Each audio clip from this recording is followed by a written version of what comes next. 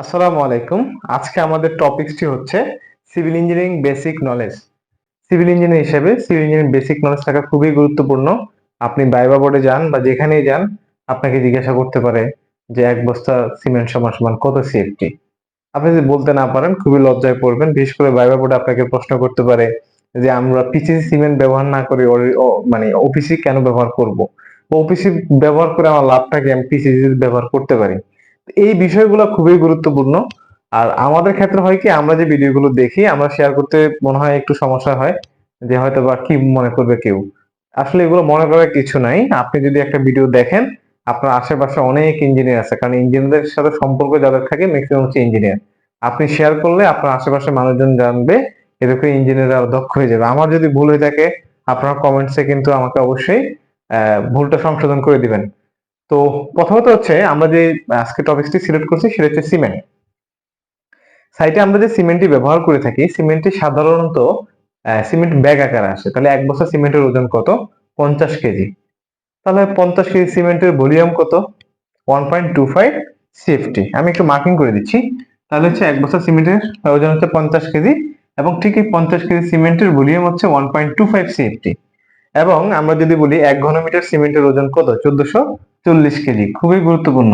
যারা সরকারি চাকরিতে ভাইবা দেন বা সরকারি চাকরির জন্য প্রিপারেশন নেন, এগুলো প্রশ্নগুলো অনেক সময় থাকে। আচ্ছা, ইউনিট ওয়েট অফ সিমেন্ট যেটা আমরা পার সিএফটি তে কত? 40 কেজি। মানে এক সিএফটি সিমেন্টের ওজন হচ্ছে 40 কেজি। আমরা সাধারণত দুই ধরনের সিমেন্ট ব্যবহার করি, একটি হচ্ছে ওপিসি সিমেন্ট, আর একটা হচ্ছে পিসিসি সিমেন্ট। তো এই পিসিসি সিমেন্ট এবং ওপিসি সিমেন্টের মধ্যে প্রধান পার্থক্য হচ্ছে ক্লিংকার, এবং হচ্ছে স্ট্রেংথ গেইনের, একটা আর্লি স্ট্রেংথ গেইন করে, একটা একটু দেরিতে গেইন করে। আচ্ছা, তাহলে আমরা বুঝি পিসিসি মানে হচ্ছে পোর্টল্যান্ড কম্পোজিট সিমেন্ট, যেটা ক্লিংকার ব্যবহার হয় 80 থেকে 94%, এবং ম্যাক্সিমাম স্ট্রেংথ গেইন করে 28 ডেজ।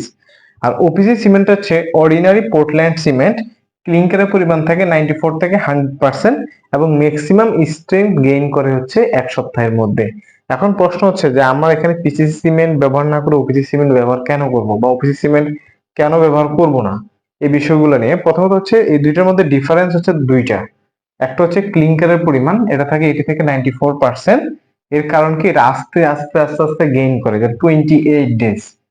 যে কারণে ক্লিংকারের পরিমাণটা কম থাকে। এটাতে ক্লিংকারের পরিমাণটা বেশি থাকে, কারণ হচ্ছে খুব দ্রুত স্ট্রেংথ গেইন করার জন্য আমরা ওপিসি সিমেন্টটা ব্যবহার করি।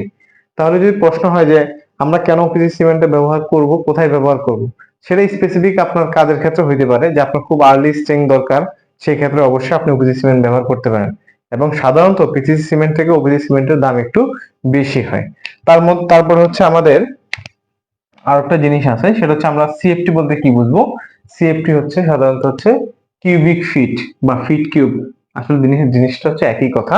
এবং মিটার কিউব বা কিউবিক মিটার, এটাকে এইভাবে লেখা যায়, মানে কিউবিক মিটার।